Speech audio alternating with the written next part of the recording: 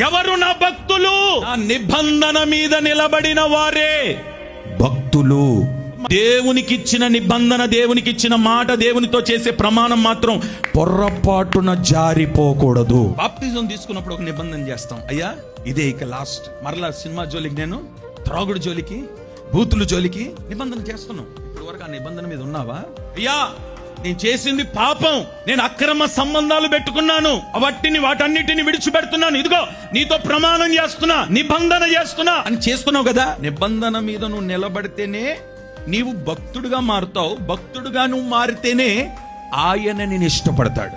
తెల్ల బట్టలు వేసుకొని బైబిల్ పట్టుకొని మందిరానికి వచ్చినంత మాత్రం నువ్వు భక్తుడు అని అనుకోవడం పొరపాటు. నువ్వు చేసే పనులు బట్టి, నీ టాలెంట్ ను బట్టి, నీ క్రియలను బట్టి మనుషులు ఇష్టపడాలని కోరుకోవద్దు.